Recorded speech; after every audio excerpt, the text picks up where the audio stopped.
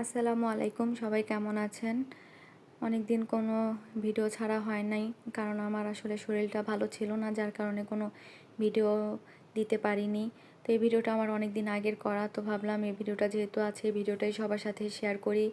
আর আমার শরীরটা এখন আগের থেকে একটু ভালো, যার কারণে এই ভিডিওটা আসলে সবার সাথে শেয়ার করা। আমরা গিয়েছিলাম যাত্রাবাড়ি আমার খালাতো বোনের বাসায়। তো ওর বাসার পাশেই একটা সাপ্তাহিক মেলা বসে। সাপ্তাহিক মেলাটা প্রত্যেক শুক্রবার দিন বসে। তো দুপুর থেকেই রাত প্রায় 10টা-11টা পর্যন্ত এই মেলাটা চলে। তো যেহেতু আমরা ওইখানে গিয়েছি, তো ভাবলাম বাসার কাছে একটু ঘুরে দেখে আসি মেলাতে আসলে কি কি পাওয়া যায়। তো যেই কথা সেই কাজ, আমরা ভাই বোন চলে গেলাম মেলাতে। মেলাতে যেয়ে ঢুকতেই দেখি যে প্রচুর ভিড়, অনেক মানুষ, মানে সবাই প্রচুর পরিমাণে কেনাকাটা করতেছিল। আর মেলাতে এসে আমার নিজের কাছেও অনেক ভালো লাগতেছিল। এখানে নাই এমন কোনো কিছু নেই, A to Z সব কিছু পাবেন, ঘরের আসবাবপত্র থেকে কাপড় চোপড় সব কিছু এই মেলাতে আছে। আর মানুষও অনেক কেনাকাটা করতেছে, অনেক ভিড়। আর বৃষ্টি হওয়াতে কাদা ছিল, যার কারণে একটু হাঁটতেও সমস্যা হচ্ছিল। তো এখানে এই যে মামার কাছে ব্যাগের অনেক কালেকশন ছিল, ব্যাগগুলো আমার কাছে কোয়ালিটি হিসাবে বা প্রাইস হিসাবে ভালোই লেগেছে। তো এই মামা আবার 1 পিস 2 পিস বিক্রি করতেছিল 100-150 টাকা করে।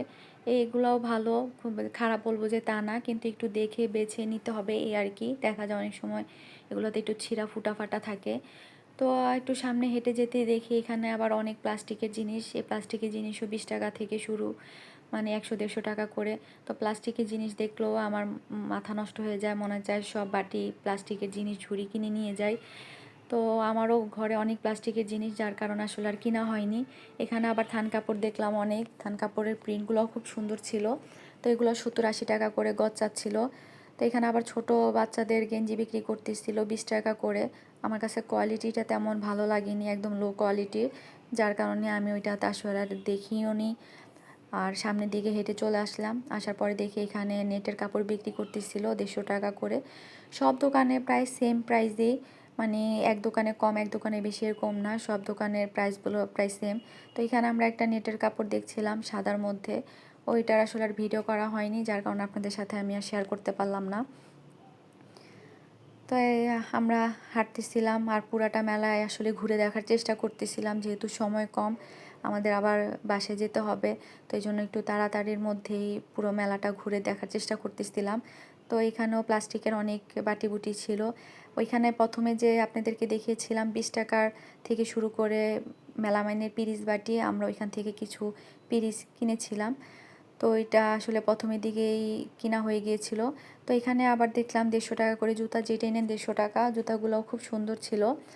পরে আরেকটা মামার দোকানে প্রচুর পরিমাণে এখানে পাপোশ ছিল, পাপোশগুলো খুব সুন্দর সুন্দর পাপোশ ছিল। আমার ওই বড় যে কার্পেটের মতো পাপোশটা আমার খুব পছন্দ হয়েছিল, কিন্তু দাম বেশি চাওয়াতে ওইটা আর আসলে দেখা হয়নি।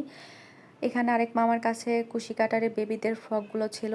এই ফ্রকগুলো আসলে অনেক ভালো লাগে, বেবিদেরকে পরালেও ভালো লাগে। এখানে আবার ওড়নাও ছিল, ওড়নাগুলোর প্রাইসও খুব রিজনেবলের ছিল। আমার আসলে ওড়না কয়েকটা কেনার ইচ্ছা ছিল, কেন জানি আমার কিনা হয়নি।